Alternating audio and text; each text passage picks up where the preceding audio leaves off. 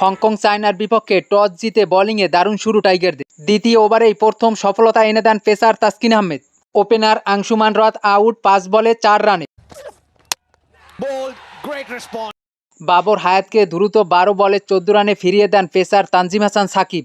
Hong Kong চায়নার 30 রানে দ্বিতীয় উইকেটের পতন।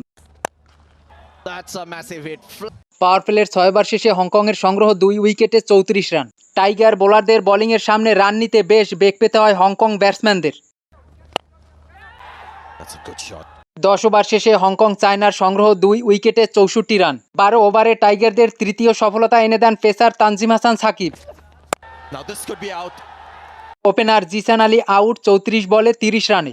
73 রানে হংকং চায়নার তৃতীয় উইকেটের পতন। 15 ওভার শেষে হংকংয়ের সংগ্রহ 3 উইকেটে 101 রান। অধিনায়ক ইয়াসিন মর্তুজা রান আউট 19 বলে 28 রানে। 117 রানে হংকংয়ের চতুর্থ উইকেটের পতন। 19 ওভারে রিশাদ হোসেনের জোড়া উইকেট শিকার। 20 ওভার শেষে হংকং চায়নার সংগ্রহ 7 উইকেটে 143 রান। নিয়াজাত খান করেন 42 বলে 40 রান। তানজিম সাকিব 4 ওভারে 21 রান দিয়ে নেন 2 উইকেট। 144 রানের টার্গেটে খেলতে নেমে দারুণ শুরু টাইগারদের।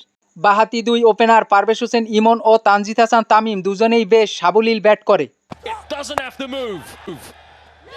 ওপেনার পারভেজ হোসেন ইমন আউট 14 বলে 19 রানে। দলীয় 24 রানে টাইগারদের প্রথম উইকেটের পতন। আরেক ওপেনারও ইনিংস লম্বা করতে ব্যর্থ। তানজিদ হাসান তামিম আউট 18 বলে 14 রানে। 47 রানে বাংলাদেশ দ্বিতীয় উইকেট হারায়। পাওয়ার প্লের 6 ওভার শেষে বাংলাদেশের সংগ্রহ 2 উইকেটে 51 রান।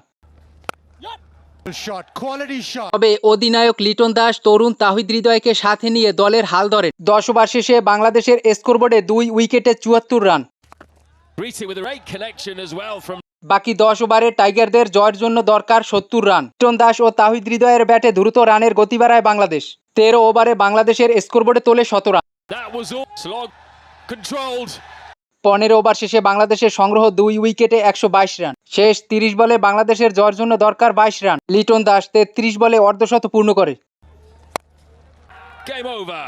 17.4 ওভারে 3 উইকেট হারিয়ে সহজেই জয় তুলে নেয় বাংলাদেশ। 7 উইকেটের বিশাল জয় দিয়ে এশিয়া কাপ মিশন শুরু বাংলাদেশের। অধিনায়ক লিটন দাস 39 বলে করেন 59 রান।